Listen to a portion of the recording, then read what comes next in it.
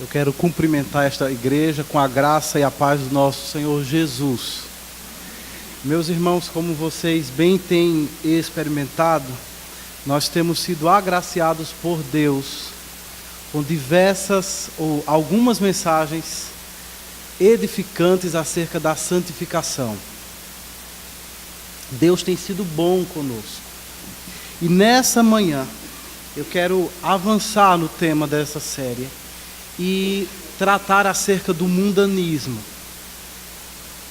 Eu sei que esse é um tema muito importante, mas ao mesmo tempo eu observo que esse é um tema bastante negligenciado nos púlpitos das igrejas brasileiras evangélicas de uma forma geral. A Bíblia fala muito sobre esse assunto. Os pastores evangélicos têm falado pouco sobre ele. E eu acredito que é importantíssimo que nós resgatemos o entendimento bíblico acerca do que é mundanismo. A impressão que eu tenho é que falar de mundanismo virou uma coisa fora de moda, uma coisa ultrapassada, uma coisa cafona. Então, muitas igrejas, na intenção de serem consideradas como uma igreja amigável e não querer ser rotulada como uma igreja dogmática, como uma igreja radical ou como uma igreja fundamentalista, elas têm evitado esse tema e têm optado por enfatizar outros temas que são mais agradáveis, que são mais palatáveis e que caem muito mais facilmente no gosto do freguês. Entretanto, nessa manhã nós vamos ser desafiados ao pensarmos e ao meditarmos sobre esse tema, porque não há como falar sobre santidade sem falar sobre um dos seus maiores obstáculos, que é exatamente o mundanismo.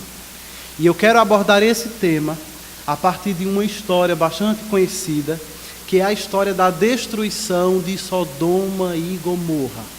Mais especificamente, eu quero enfatizar aqui nessa manhã a história da mulher de Ló.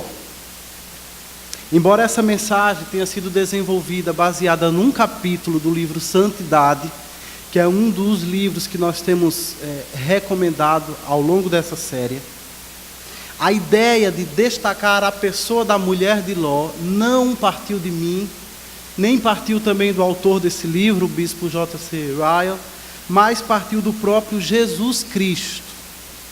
Foi ele que certa vez, isso está registrado em Lucas, foi o próprio Jesus que certa vez disse: lembrem-se da mulher de Ló. Lembrem-se da mulher de Ló. E a pergunta que nós precisamos então considerar a princípio é: por que nós deveríamos lembrar dela? Por que nós não poderíamos esquecer dessa personagem? Seria muito mais esperado que o Senhor Jesus tivesse dito: lembrem-se de Ruth, lembrem-se de Raabe, lembrem-se de Joquebede, lembrem-se de Miriam, lembrem-se de Ana, lembrem-se de Esther, a rainha. Mas ele não diz nada disso, ele diz: lembrem-se da mulher de Ló. Ele nunca nos ordenou que nós nos lembrássemos das grandes mulheres de Deus do passado, embora fizéssemos muito bem em também relembrar delas. Mas a sua ordem clara foi para que não nos esquecêssemos da mulher de Ló. E caso você já tenha esquecido dela, eu quero relembrá-lo a partir da leitura de Gênesis capítulo 19.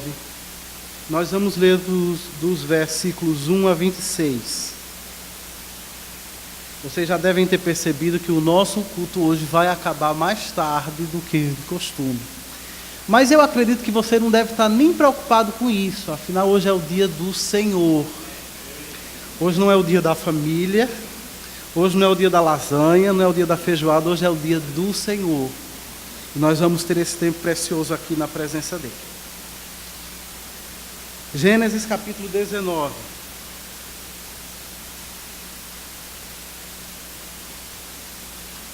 Os dois anjos chegaram a Sodoma ao anoitecer, e Ló estava sentado à porta da cidade. Quando os avistou, levantou-se e foi recebê-los.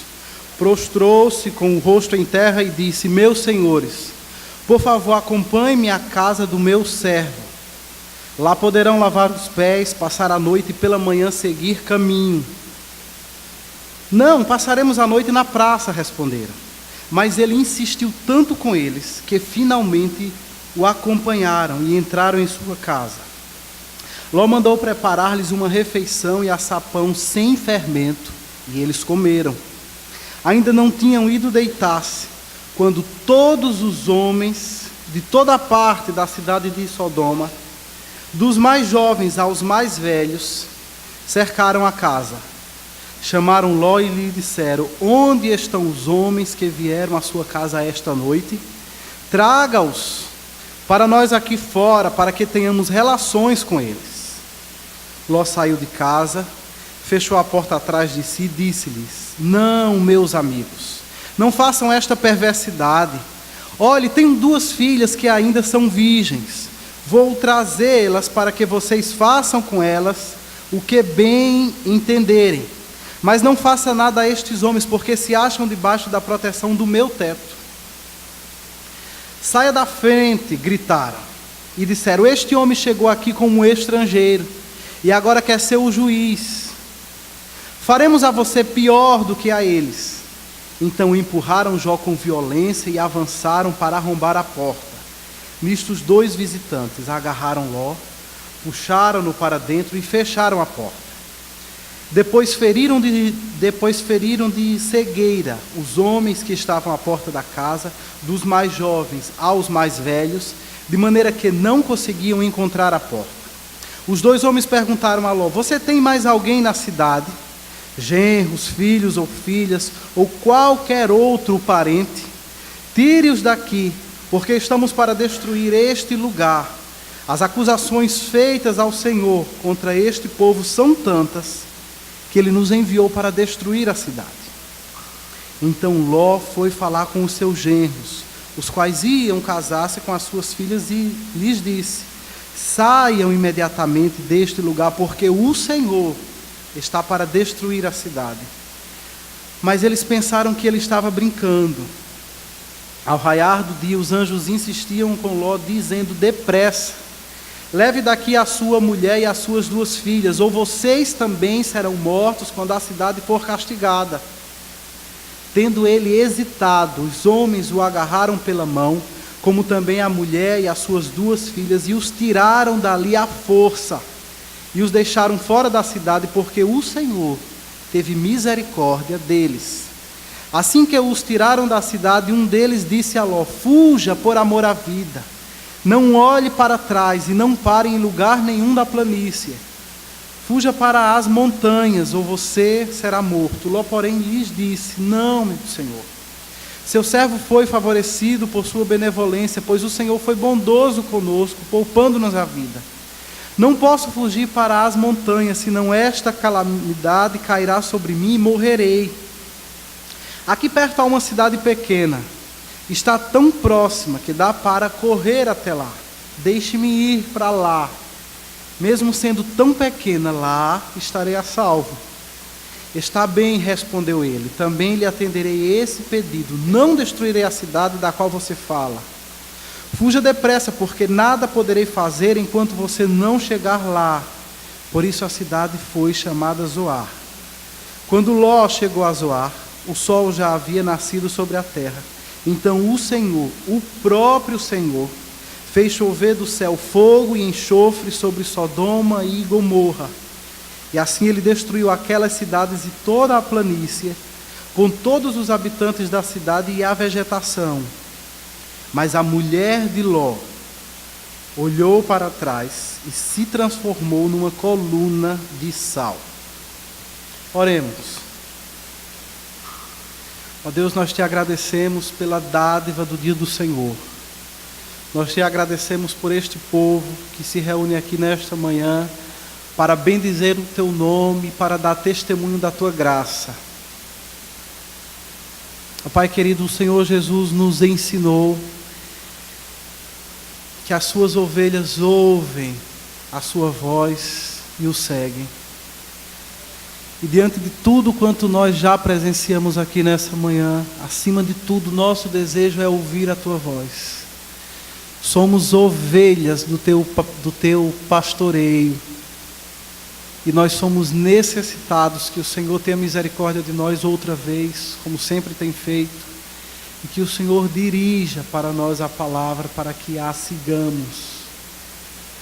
Senhor, nessa manhã envia a palavra profética que edifica, que exorta, que consola.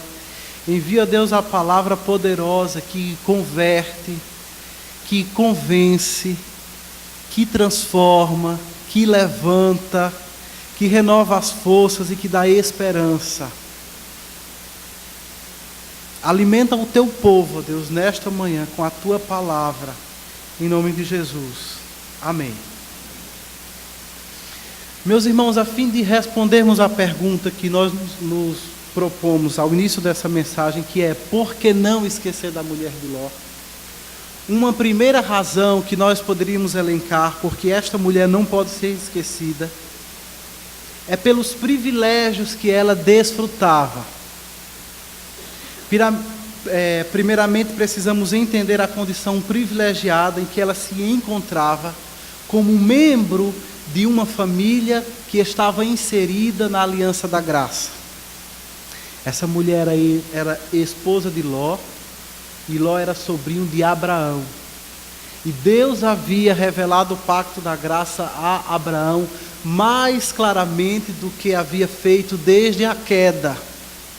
Essa mulher, portanto, ela era beneficiária direta do pacto da graça. Ela estava inserida numa das famílias mais privilegiadas da época, para não dizer a mais privilegiada da época. Numa época em que, à exceção de Melquisedeque, não se tenha notícia de que ninguém mais tenha conhecimento acerca do Deus vivo. Essa mulher fazia parte de uma família que estava em crescente conhecimento acerca de Deus. Poderíamos dizer que contra toda idolatria e que contra todo o paganismo que havia à sua volta, esta mulher, a mulher de Ló, estava muito próxima da religião verdadeira. Ela vivia muito próxima ao patriarca Abraão, o pai da fé. E além disso, ela era também casada com um homem considerado justo. De forma que quando Deus resolveu destruir as cidades de Sodoma e Gomorra, ela foi beneficiada pela intercessão do seu tio Abraão. E ela foi poupada, ou teve a oportunidade de ser poupada, porque o seu marido foi considerado justo. Um outro privilégio que essa mulher desfrutava era de presenciar Deus agindo de forma sobrenatural em favor da casa dela. Não sei se você lembra, mas lá no capítulo 14 do livro de Gênesis, narra-se uma história de quando 4 reis raptaram Ló, depois de haverem destruído a cidade de Sodoma. Ló estava em apuros, a sua vida estava por um fio. E Deus concedeu uma vitória extraordinária, levantando Abraão e 318 homens valentes, nascidos em sua casa, que saíram em socorro de Ló, e miraculosamente derrotaram os reis e libertaram a família de Ló, recuperando inclusive todos os seus bens. Agora no capítulo 19, no texto que nós acabamos de ler, Ló está em apuros outra vez. Desta vez não por causa de reis inimigos, mas por causa dos seus próprios vizinhos, por causa dos seus concidadãos, os quais a princípio queria apenas, ironicamente falando, óbvio, queriam apenas abusar dos seus visitantes. Mas quando eles perceberam que Ló recusou-se a entregar estes homens, esses concidadãos se voltaram contra Ló com toda a violência e ameaçaram mais uma vez a vida dele e da sua casa. E aqui outra vez o Senhor interveio de forma extraordinária. E através daqueles mensageiros, através daqueles anjos que Deus havia enviado, Deus poupou a vida dessa família. Quando os anjos, como nós lemos no versículo 10, agarraram Ló, puxaram-no para dentro e fecharam a porta. e depois eles feriram de cegueira os homens que estavam à porta, todos eles, dos mais jovens aos mais velhos, de forma que eles já não eram capazes de encontrar sequer a porta. Um último aspecto do privilégio que eu quero destacar acerca da mulher de Ló é que ela estava muito próxima da revelação de Deus. Hoje é bem fácil nós conhecermos a revelação, mas na época dela ainda não havia uma revelação registrada. Mas isso para ela não era dificuldade nenhuma, porque ela vivia próxima a um homem, pelo casamento inclusive, ela havia se tornado com uma sobrinha de Abraão, o pai da fé, com quem o Senhor falava e a quem o Senhor havia revelado muito acerca de si e muito acerca dos planos que ele tinha para aquela família e dos planos que ele tinha para todos os povos através da família dele. Aquela mulher vivia muito próximo de um homem a quem o Senhor por diversas vezes havia se revelado através de uma teofania. Teofania significa uma manifestação física do ser de Deus. Por diversas vezes Deus havia aparecido fisicamente para Abraão. E essas aparições objetivavam trazer novas revelações, ou acrescentar aquelas revelações que já tinham sido dadas anteriormente. Então eu gosto de imaginar, a Bíblia não diz isso, mas eu gosto de imaginar que sempre que a mulher de Ló quisesse, sempre que ela se encontrasse com o seu tio Abraão, quem sabe nas próprias festinhas da família deles, nos aniversários, nos casamentos, sei lá. Sempre que ela estava junto dele, ela tinha a oportunidade de dizer: tio Abraão, conta outra vez aquela história de quando Deus revelou-se a você numa chama de fogo, numa tocha que passou por entre os animais. Tio Abraão, me fala outra vez de quando Deus apareceu para você em figura humana. Tio Abraão, me dá mais detalhes, fala mais pormenorizadamente acerca do que ele disse a você. Se a mulher de Ló era como a minha mulher, ela gosta que eu conte a mesma história várias vezes, para dar os detalhes que ela supõe que eu omiti. E vocês eu imagino que a mulher de vocês tem a mesma prática.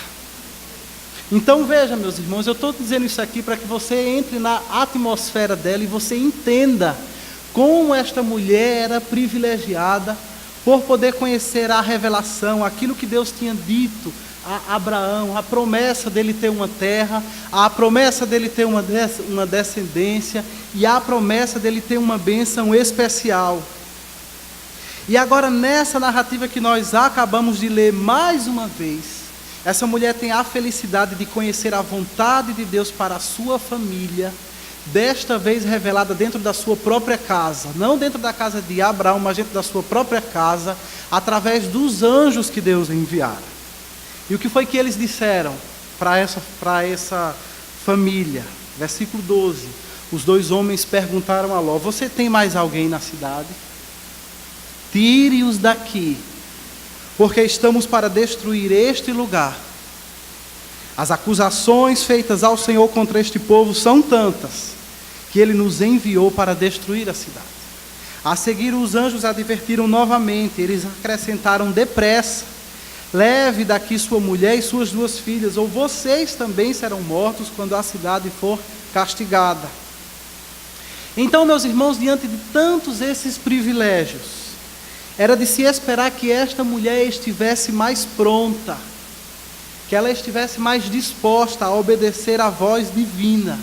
Mas como nós vimos ao final desse texto, não foi isso que aconteceu. E esse não é o caso somente dela, mas ao longo de toda a Bíblia nós observamos que nem sempre as pessoas que estão numa família, que está formalmente inserida na comunidade da aliança, reconhece esse imenso privilégio e honra a Deus, o Senhor do pacto. Nem sempre as pessoas que conhecem a palavra de Deus, a revelação da vontade de Deus, decidem pautar a sua vida pelo que ela determina. Também nem sempre as pessoas que são testemunha dos milagres que Deus opera respondem com fé e gratidão. Lembre-se, por exemplo, do povo de Israel peregrinando no deserto. Quanto mais Deus realizava prodígios em favor deles, parece que mais aquele povo se endurecia contra Deus. Também nem sempre as pessoas que são usadas por Deus serão finalmente aprovadas por Ele. Portanto, se nós somos privilegiados por alguma dessas formas apresentadas, nós devemos ser gratos a Deus por isso, mas nós não podemos nos confiar somente nisso. Obviamente que nós devemos ser gratos a Deus por qualquer privilégio temporário que Ele nos der, mas ao mesmo tempo precisamos lembrar que esses privilégios não nos garantem um final feliz. E isto, meus irmãos, nos chama à responsabilidade. Nós precisamos estar alerta quanto ao risco de se ter a forma da religião, mas não ter a sua essência. Aquela mulher vivia numa família da aliança, ela tinha a forma da verdadeira religião, mas ela não tinha a sua verdadeira essência. E as situações concretas da vida trouxeram isso à tona. As situações concretas da vida provaram isso. Nós não sabemos por quanto tempo aquela mulher pareceu ser uma verdadeira serva de Deus. Mas em um só instante ficou comprovada que ela de fato não era. Parecia que ela praticava a verdadeira religião, mas um só ato demonstrou aquilo que estava no seu coração. Quanto a esse assunto, Tiago, escrevendo a sua carta, diz: a religião que Deus, o nosso Pai, aceita como pura e imaculada é esta: cuidar dos órfãos e das viúvas em suas dificuldades, e não apenas isso, mas ele diz também, e não se deixar corromper pelo mundo. Não se deixar corromper pelo mundo. Por quê? Porque a verdadeira religião não consiste num conjunto de doutrinas e rituais. A verdadeira religião, a religião bíblica, ela é extremamente prática. E ela exige dos seus seguidores que eles se esforcem para se manter livres da contaminação do mundo em todos os aspectos práticos da vida. Por isso, nessa manhã eu falo aqui aos filhos de pais crentes: não se confiem na fé dos seus pais. Por mais piedosos que eles sejam, eles não poderão salvá-los. A fé salvífica que eles possuem não será contada em favor da salvação de vocês. Vocês, por conta própria, precisam ter um encontro com Cristo. Vocês precisam entregar as suas vidas ao Senhor.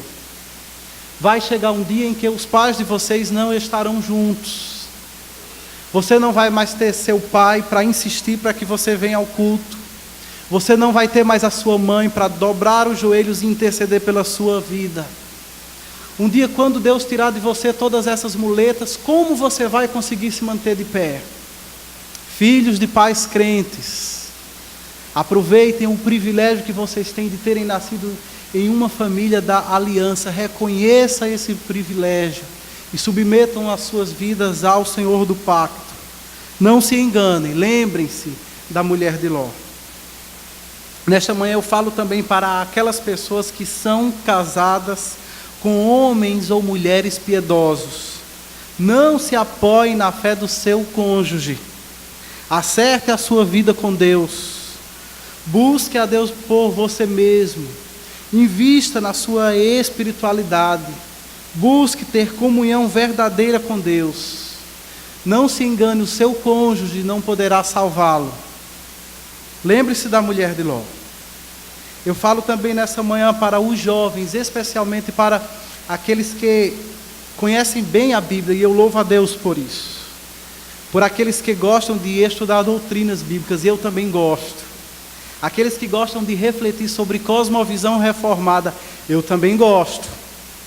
E embora tudo isso, meus irmãos, seja precioso demais, essas coisas definitivamente não são o que define um verdadeiro discípulo de Cristo.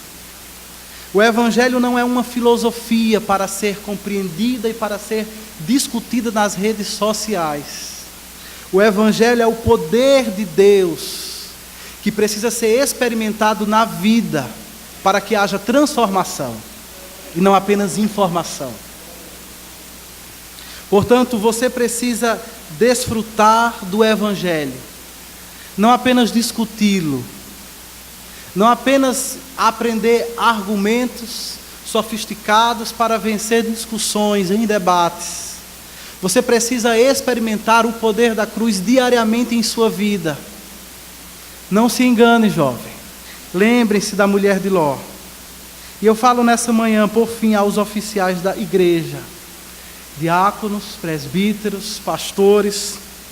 Nós não podemos, meus irmãos, nós não podemos confundir ativismo religioso com a verdadeira piedade. Nós fomos infinitamente privilegiados por Deus, por termos sido chamados por Ele para trabalhar em seu reino como oficiais. Nenhum de nós merecia isso. Nenhum de nós tinha as credenciais para isto, mas Deus graciosamente nos escolheu. É um privilégio imenso, mas nós não podemos nos apoiar nisso. O nosso trabalho jamais poderá ser tudo que nós temos para apresentar em nossas mãos diante de Deus. É preciso que nós nos consagremos ao Senhor. É preciso que nós sejamos verdadeiro modelo para o rebanho que Ele nos confiou. É preciso que nós sejamos verdadeiramente crentes, verdadeiros discípulos, e que as ovelhas desta igreja, que os membros desta igreja possam se espelhar no nosso exemplo, no nosso testemunho. Que nós não nos enganemos com privilégios temporais. Lembremos-nos sempre da mulher de Ló. Meus irmãos, além de privilégios especiais, há uma segunda razão pela qual nós não deveríamos esquecer jamais essa mulher. É por causa do pecado que ela cometeu. Numa leitura superficial, um leitor inexperiente poderia dizer que o pecado da mulher de Ló foi simplesmente olhar para trás.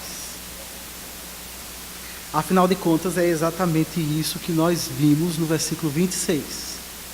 Ela olhou para trás e naquele instante ela transformou-se numa coluna de sal. Mas se você enxerga apenas isso, o pecado dessa mulher pode parecer algo extremamente pequeno, trivial e insignificante. De tal forma que nós nem chamaríamos isso de pecado, chamaríamos no máximo de um deslize. E principalmente considerando a punição que Deus fez cair sobre ela,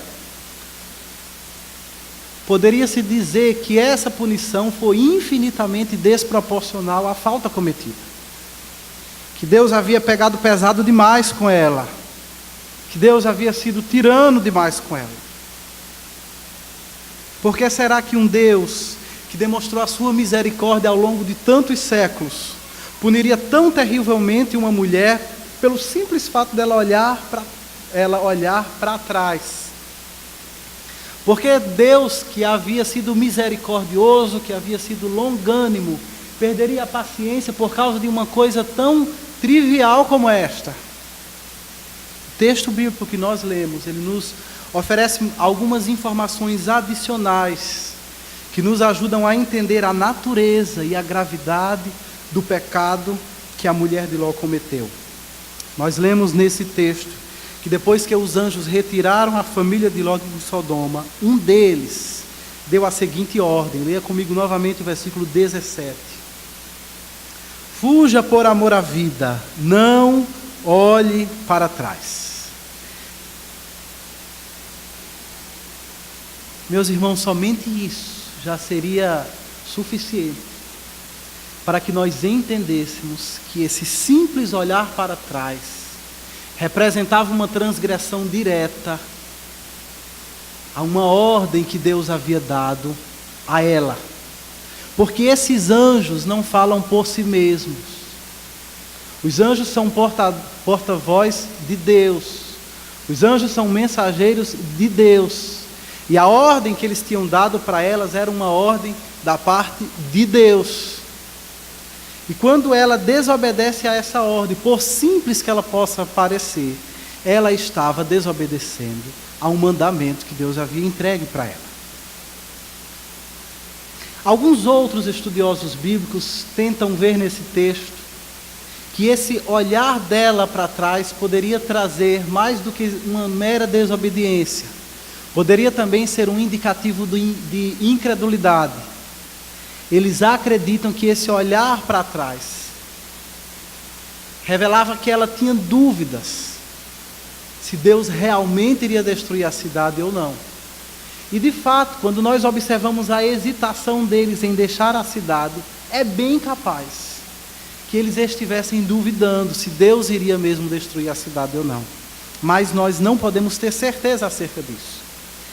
Eu creio que se nós queremos conhecer a motivação do pecado da mulher de Ló, é muito mais seguro nós observarmos aquilo que Jesus disse acerca dela.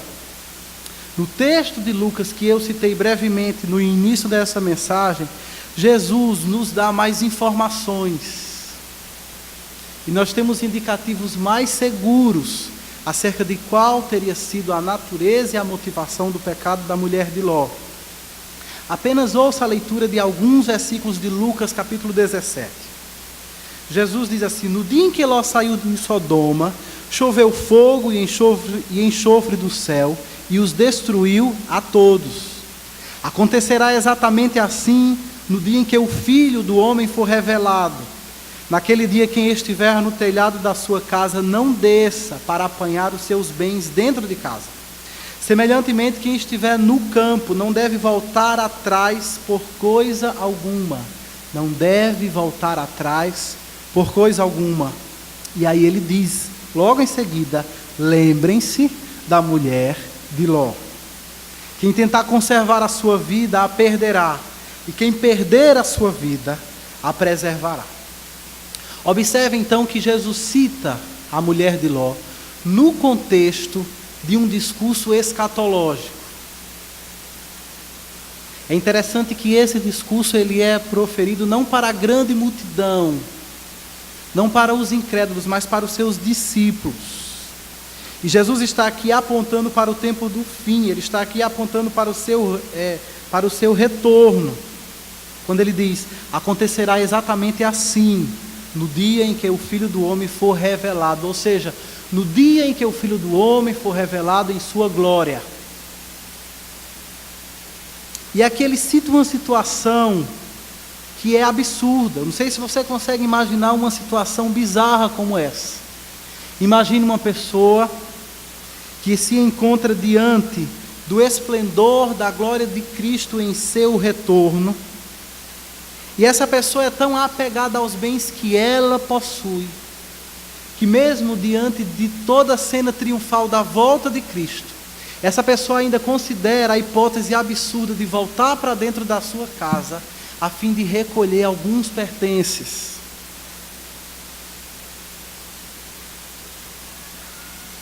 Você consegue imaginar uma pessoa tão materialista como essa? Você consegue imaginar uma pessoa tão apegada ao mundo e às coisas do mundo como essa? Portanto, esse texto de Cristo, ele fala sobre mundanismo. Esse texto de Cristo, ele fala sobre amor ao mundo. E é justamente neste contexto que a mulher de Ló vem à tona. Portanto, eu creio que é muito mais seguro dizer que a motivação para que a mulher de Ló olhasse para trás é nada menos do que o mundanismo. Amor ao mundo e amor às coisas do mundo. A história da mulher de Ló é a história de uma mulher que amava excessivamente os seus bens. Uma mulher que amava excessivamente a sua vida. Uma mulher que amava excessivamente ao seu estilo de vida e que não queria abandoná-lo. Uma mulher que perdeu a sua vida justamente na ânsia de preservá-la da forma que lhe parecia melhor. sobre essa questão, sobre mundanismo, o apóstolo João escreve: não amem o mundo, nem o que há nele, pois se alguém amar o mundo, o amor do Pai não está nele. Pois tudo o que há no mundo, a cobiça da carne, a cobiça dos olhos e a ostentação dos bens, não provém do Pai, mas do mundo. E eu fico pensando todas as vezes que eu leio esse versículo, que esse é um daqueles trechos da Bíblia, que se nós não arrancamos literalmente, se nós não recortamos isso da nossa Bíblia, pelo menos eu imagino que a maioria de nós prefere fazer de conta que nós não conhecemos essa passagem. Porque ela nos confronta muito. Ela confronta cada aspecto da nossa vida. Às vezes costumamos pensar que este texto não nos diz respeito apenas àquelas pessoas que não estão em Cristo, diz respeito apenas aos incrédulos. Mas João aqui está escrevendo para os filhinhos. Esse, meus irmãos, provavelmente é um daqueles versículos que nós não escolhemos memorizar. Geralmente memorizamos passagens que sejam mais confortantes. E nós temos aqui nesse texto de João um mandamento categórico: não amem o mundo nem no que há nele. Não há exceção, não há brechas. Não amem o mundo. Mas aqui nós precisamos também pensar qual seria exatamente esse mundo a que o apóstolo refere-se. Algumas pessoas pensam que quando Paulo, João, Pedro fala de mundo, ele está falando sobre esse mundo criado. Às vezes acontece, mas não nesse sentido. Neste sentido, mundo não refere-se ao mundo criado por Deus, porque a criação é boa e quem atestou isso foi o próprio Deus ao fazê-la. Mundo aqui também não se refere também às bênçãos da vida proveniente em sociedade, porque foi o próprio Deus que nos fez para viver em sociedade. Eu creio que nos ajuda muito uma definição que eu encontrei do pastor C.J. Mahaney, num livro intitulado Mundanismo. Sugiro que você acrescente esse livro às sugestões que nós temos ao longo desse mês. E ele diz que o mundo que nós não devemos amar é o sistema organizado da civilização humana que é ativamente hostil a Deus e alienado dele. O mundo ao qual nós não podemos amar é o mundo caído, é a humanidade em guerra contra Deus, o mundo de pessoas arrogantes e autossuficientes que buscam uma existência separada de Deus e contrária a Ele. Mundanismo, então, diz o pastor Mahaney, é amar os valores e desejos deste mundo que se opõe a Deus. Mais adiante, falando ainda acerca desse assunto, ele diz: o mundanismo rejeita as regras de Deus e as substitui por nossas próprias regras. Exalta as nossas opiniões acima da verdade de Deus. Coloca os nossos desejos pecaminosos pelas coisas deste mundo caído acerca dos mandamentos e promessas de Deus. Se você quer saber o que é mundanismo, é isto. E é algo que é muito corrosivo, algo que é muito sutil. E eu creio que tudo isso coloca diante de nós um grande desafio, que é saber como aplicar um mandamento tão direto como este, um mandamento tão abrangente como este, às situações específicas da nossa vida. Como é que você poderia aplicar um mandamento como este, de não amar o mundo, nem as coisas que há nele, à sua TV, ao seu computador, ao seu celular, ao seu namoro, ao seu cartão de crédito e ao seu decote? Como ficam todas essas coisas quando Deus e não o mundo governam o nosso estilo de vida? Eu creio que a fim de nós nos mantermos livres da contaminação do mundo, nós precisamos exercitar, nós precisamos recuperar, nós precisamos treinar diariamente o discernimento entre as coisas de Deus e as coisas do mundo.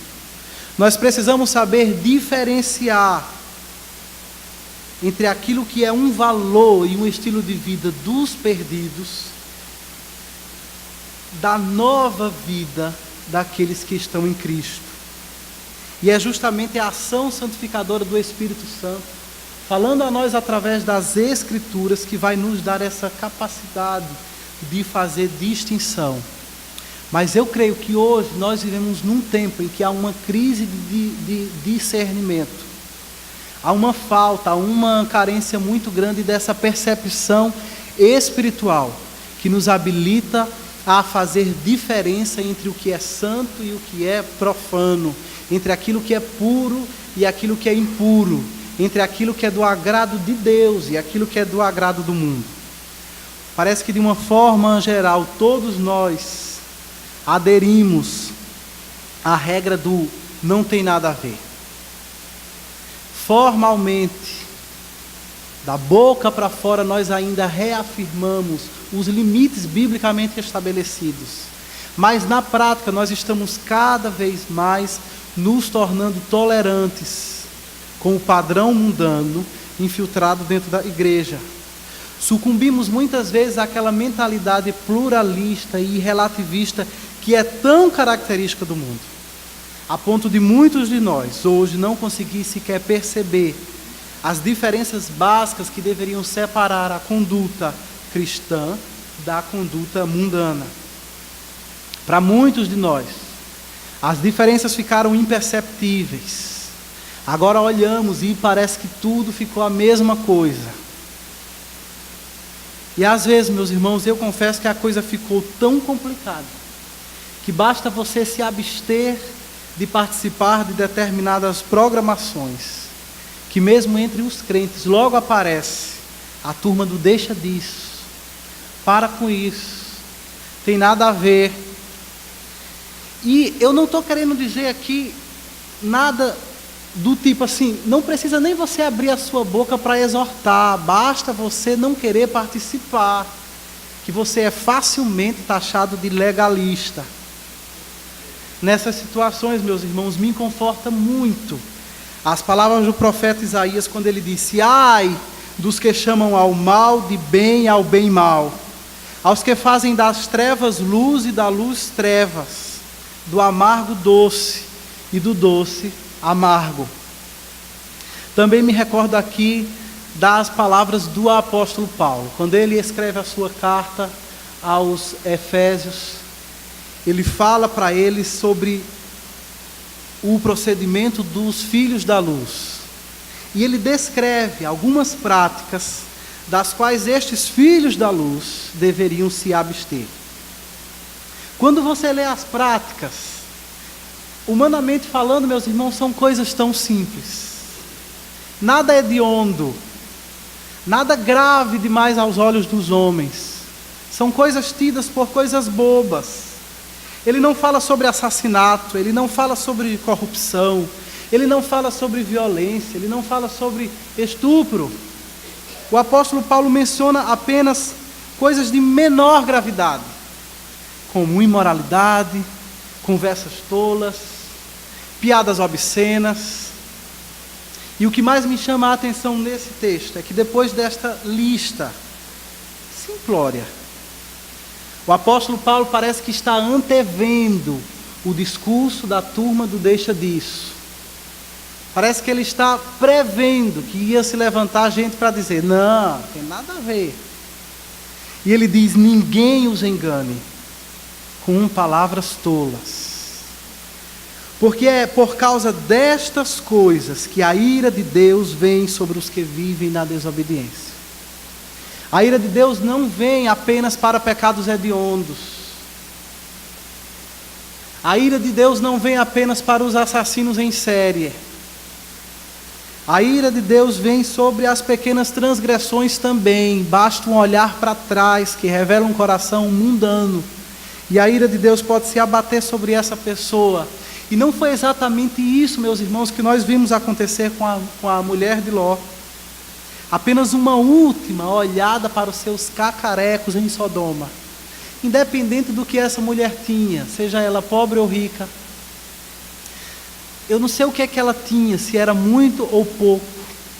Mas seja o que for diante da oferta de salvação que Deus estendeu a ela, seja o que for que ela tinha, seja o que for que ela considerava precioso em Sodoma, diante da oferta da graça que Deus tinha colocado à frente dela, era um cacareco, era uma quinquilharia, era uma ninharia. Não se compara jamais aquilo que ela deixou para trás com aquilo que Deus tinha para ela no futuro. E de uma hora para outra, por causa de pequenas coisas, o mundanismo que estava em seu coração expôs o pecado dessa mulher, e a ira de Deus sobreveio sobre ela. E meus irmãos, nós precisamos reconhecer que nós estamos vivendo um tempo em que há uma enorme necessidade de nós recuperarmos o discernimento dentro da igreja evangélica. De forma que agora se faz até necessário que nós outra vez falemos que, por exemplo, a forma como um crente conduz os seus negócios não pode ser exatamente a mesma forma que um descrente conduz os seus. É necessário haver diferença, é necessário haver honestidade, é necessário haver transparência, é necessário haver submissão às leis civis do país. Agora parece que é necessário que outra vez os pregadores voltem a dizer que a forma como um crente conduz o seu namoro não pode jamais ser exatamente a mesma forma como um descrente conduz o seu. É necessário haver pureza. Precisamos dizer outra vez que a forma como as mulheres cristãs se vestem não pode ser exatamente a mesma forma que as descrentes o fazem. Porque a Bíblia, Deus mesmo, exige das suas filhas que elas se vistam com modéstia. Precisamos dizer outra vez que a forma como um crente se diverte não pode ser exatamente da mesma forma como um descrente o faz. Meus irmãos, há limites. E esses limites não são elásticos, eles são biblicamente estabelecidos. Não é para mim é uma coisa, para você é outra coisa, não, é aquilo que a Bíblia diz. Então há diferenças que precisam ser percebidas, há diferenças que precisam ser observadas. Por exemplo, o não crente, ele bebe para encher a cara. O não crente, ele bebe até perder os sentidos. O crente não. O crente, ele tem o Espírito Santo, ele tem a lei de Deus sobre a sua vida. E quando ele quer utilizar a bebida alcoólica, ele faz isso com moderação. Nós não vamos aqui dizer que beber álcool é pecado, porque pecado é aquilo que a Bíblia diz que é. E nós não estamos autorizados a inventar novos tipos de pecados. Se a Bíblia não diz que é pecado, não é. Inclusive, biblicamente falando, o vinho, muitas vezes, ele vem à tona no texto bíblico como um sinal da bênção de Deus. Mas isso com moderação, isso com equilíbrio, é bebendo como em todas as outras coisas para a glória de Deus, de forma que Deus venha a ser exaltado. E eu digo isso porque, sabe que eu recebo, talvez pelas minhas atividades aqui nessa igreja, principalmente com ensino, mas eu recebo questionamento de muitos irmãos de o que é que vocês realmente acreditam acerca disso. Alguns irmãos vieram de um contexto que era proibido fazer uso de bebida alcoólica. Chega aqui, eles percebem que os nossos irmãos têm liberdade dentro dos limites bíblicos para isso, e eles ficam confusos. Mas não apenas confusos, alguns deles ficam escandalizados, porque aquilo que eles observam não está de acordo com os limites biblicamente estabelecidos. Outra vez é necessário que nós digamos que o crente não pode assistir TV da mesma forma como um descrente o faz. O descrente se permite assistir de tudo. O crente sabe que ele tem limites, os limites biblicamente estabelecidos, portanto ele é seletivo. Ele não se permite assistir coisas que não refletem os padrões do reino de Deus. Você pega um crente, você pega um não crente, eles não podem ser jamais considerados iguais. Eles têm cosmovisões diferentes, eles têm senhores diferentes, eles têm lealdades diferentes. E mais do que tudo, eles têm naturezas diferentes. Se é que é realmente um crente, se é que é realmente uma pessoa nascida de novo, é necessário que a sua natureza seja uma natureza nova. É preciso que ele seja nova criação. Meus irmãos, eu não estou aqui querendo dizer que nós somos melhores do que ninguém. Nós não somos. Nós como crentes não somos melhores do que ninguém. Mas ao mesmo tempo nós precisamos entender que não podemos ser iguais a todo mundo. Se é para ser igual a todo mundo, não precisava Bíblia, não precisava igreja, não precisava pregação, não precisava conversão. Era só você seguir o curso do mundo e você já seria igual a eles. Não faz sentido, meus irmãos, uma pessoa dizer que ela foi tirada do império das trevas, que ela foi transportada para o reino da luz, mas agora ela sente prazer em se divertir e em consumir as mesmas coisas que são consumidas da forma como são consumidas no império das trevas. Se ela realmente saiu do império das trevas e foi transportada pela graça de Deus para o reino da luz, é de se esperar que agora as coisas sejam diferentes, que os seus desejos sejam diferentes, que os seus gostos sejam diferentes, que as suas preferências sejam diferentes. De forma, meus irmãos, que nós não podemos nos confundir quanto a isso. Não nos enganemos quanto a isso. Lembremos-nos da mulher de Ló. E por fim, uma última razão porque nós não deveríamos esquecer jamais a mulher de Ló é por causa da punição que ela sofreu. Não apenas pelos privilégios que ela desfrutava, não apenas pelo pecado que esta mulher cometeu, mas pela punição que ela recebeu da mão de Deus. Voltando ao texto, em um único versículo, nós lemos acerca da penalidade que Deus aplicou sobre essa mulher. Versículo 26 diz, de uma forma direta: mas a mulher de Ló olhou para trás e se transformou numa coluna de sal. Eu acho curioso que muitos leitores, quando chegam a esta altura do texto, eles são tomados por um ceticismo e eles não conseguem seguir adiante, porque o texto afirma expressamente que esta mulher foi transformada numa coluna de sal, ou como diz outras traduções, numa estátua de sal. E, irmãos, pessoalmente eu não tenho dificuldade nenhuma com isso. Eu acredito que se é para ser coerente com o ceticismo, se é para ser cético, você precisaria ser cético com o texto inteiro. E por extensão, você precisaria ser cético com a Bíblia inteira. Porque tudo que ela diz de Gênesis até Apocalipse foge muito à normalidade das coisas. Foge muito à naturalidade das coisas. Se você realmente crê que Deus existe, se você realmente crê que Deus criou o mundo inteiro do nada, apenas com o exercício da sua voz de comando, se você crê que realmente Deus revelou-se a Abraão e fez uma aliança com ele, se você crê realmente que Deus enviou anjos para retirar Ló de Sodoma antes que ela fosse destruída, então você não vai ter dificuldade alguma em crer que Deus transformou essa mulher numa coluna de sal. Se Deus pode todas as coisas, Ele pode transformar qualquer um de nós numa estátua de sal, de açúcar, de adoçante, do que Ele quiser. Nada é impossível para Ele. Acho interessante também que outras pessoas se sentem paralisadas diante deste texto, porque concluem elas.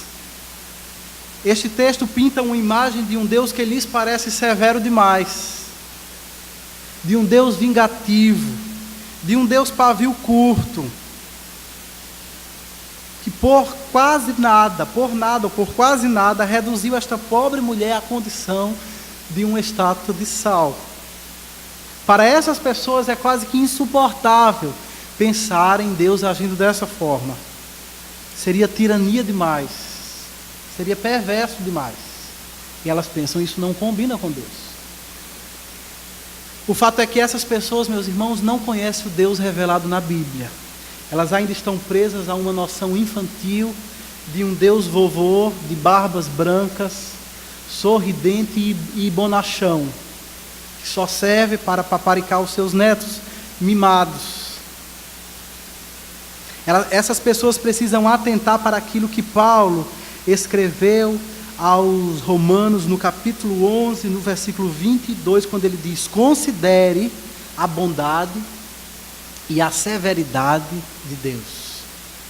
O problema dessas pessoas é que elas estão considerando o tempo todo apenas a bondade de Deus, mas elas não estão considerando a severidade de Deus.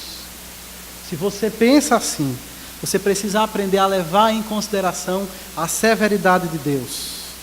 Você precisa deixar para trás noções infantis e antibíblicas acerca do ser de Deus e das suas obras. Você precisa entender que o amor de Deus não invalida, ou não limita, ou não diminui a sua justiça.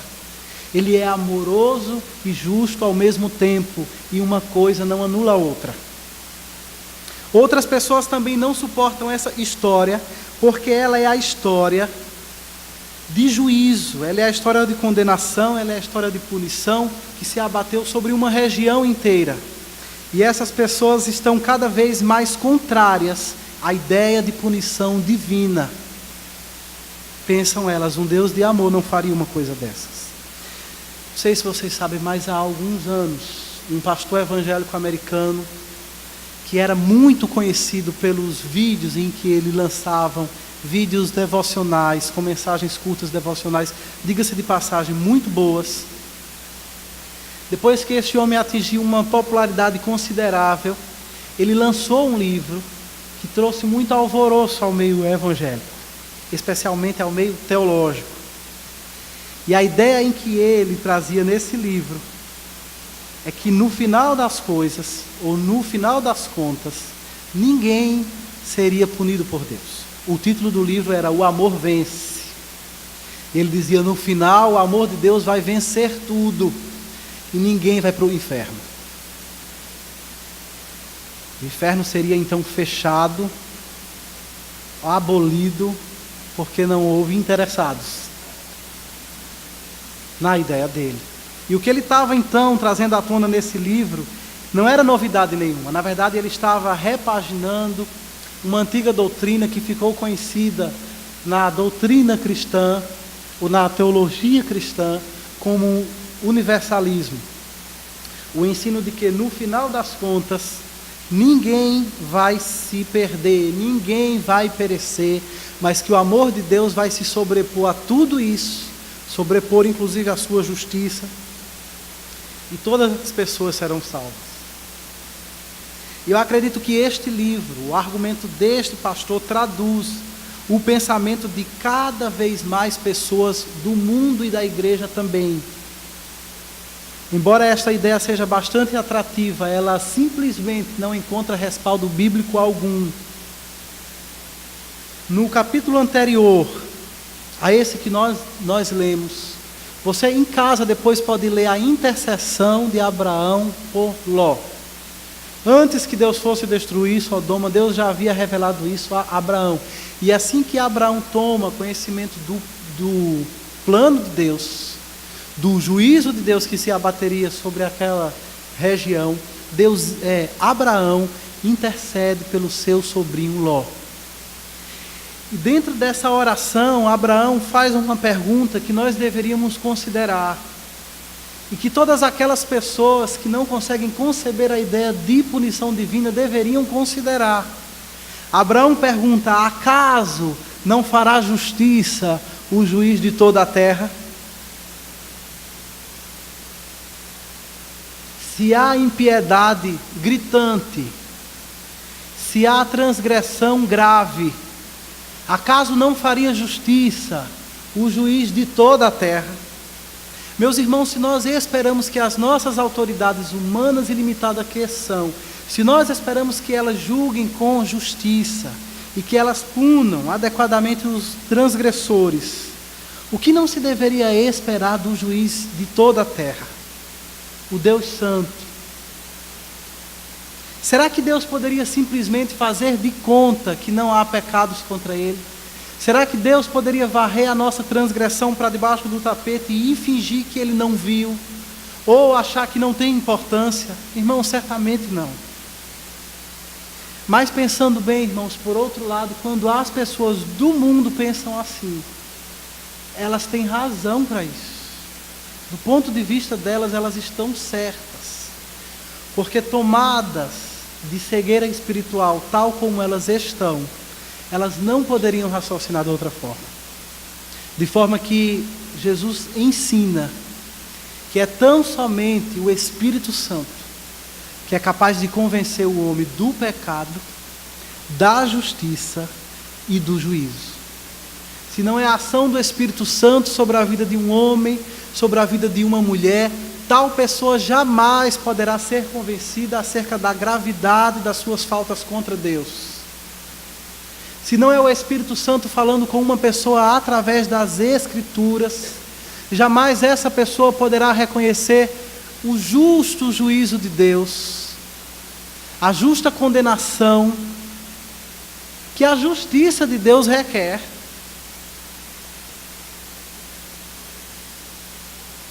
Portanto, por um lado nós entendemos porque o mundo pensa dessa forma, mas por outro lado, nós conhecemos a verdade de Deus. Portanto, é necessário, irmãos, que nós vivamos de maneira sóbria e de maneira vigilante. Nós não podemos viver como se nunca fôssemos prestar contas da nossa vida, como se nós nunca fôssemos prestar conta das escolhas que nós efetivamente fazemos. Nós não podemos viver como se nunca fôssemos estar diante do juiz de toda a terra. Por mais que alguém entorpeça a sua consciência e abafe esta verdade, um dia todos nós nos curvaremos diante da perfeita justiça de Deus. Que não sejamos, portanto, como os genros de Ló, que duvidaram da justiça divina. Quando eles ouviram a mensagem, eles acharam que tratava-se apenas de uma brincadeira, de mau gosto. Mas não era. Era a mensagem de Deus para eles. Era a oferta da graça para eles e eles desprezaram, porque eles não levaram a sério. Quando nós ignoramos a justiça divina, automaticamente nós desprezamos a oferta da salvação. Se não há condenação, então não há do que ser salvo. Finalmente, meus irmãos, eu gostaria que você percebesse que a história a qual nós acabamos de expor, ela demonstra não apenas a severidade de Deus contra pessoas mundanas, mas ela demonstra mais ainda o amor de Deus, a bondade de Deus para com Ló e sua casa. Perceba que esta história que nós lemos em Gênesis capítulo 19 é não apenas uma história de juízo, mas é também uma história do amor e uma história da misericórdia de Deus para com esta família da aliança, a ponto de Deus tirá-los da cidade de Sodoma com um braço forte, para que eles escapassem da destruição. E isso aconteceu por causa da aliança da graça. Essa é uma história da graça de Deus. Nesse mesmo capítulo, versículo 29, você lê que quando Deus arrasou as cidades da planície, lembrou-se de Abraão e tirou Ló do meio da catástrofe que destruiu as cidades onde Ló vivia.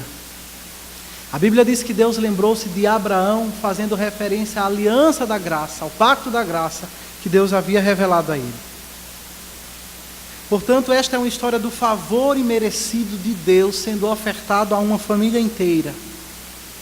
Eles receberiam isso graciosamente, caso eles tivessem aceito. Ló não precisava pagar pela sua salvação. Jó não precisava contribuir em alguma maneira ou de alguma forma com o seu livramento. Tudo que Ló e a sua família precisava fazer era crer na palavra de Deus e deixar a cidade de Sodoma. E assim também, meus irmãos, acontece conosco. O favor imerecido de Deus nos é ofertado a despeito da justa condenação que pesa sobre todos nós. E nenhum de nós pode pagar pela sua salvação, nenhum de nós pode contribuir com a sua salvação.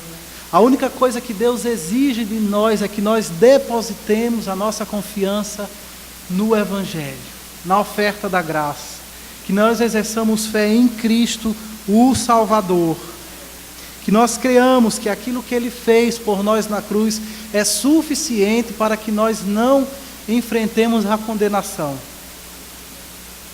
que Ele pagou o preço integralmente, que nós não precisamos perecer junto com os moradores de Sodoma, mas que nós podemos escapar pela graça de Deus. Tudo que Deus exige de nós é apenas que nós creiamos na oferta da graça e que nós também nos arrependamos. Que cada um de nós deixe a Sodoma da sua própria vida. Que cada um de nós deixe a Sodoma da sua própria história e que você siga na direção que Deus aponta para você. Que você não olhe para trás. Que você não considere nada da sua vida como precioso. Que você entenda a superioridade da salvação diante de qualquer coisa a que você queira agarrar-se. Deus exige que nós exerçamos fé. Deus exige que nós nos arrependamos. Portanto, ouçamos, meus irmãos, nesta manhã, a advertência que Jesus fez aos seus discípulos e que nós nos lembremos sempre da mulher de Ló, para que nós não venhamos a incorrer na sua mesma falha, mas que nós prossigamos a nossa caminhada em santificação para o louvor da glória de Deus. E que assim Ele nos abençoe. Amém.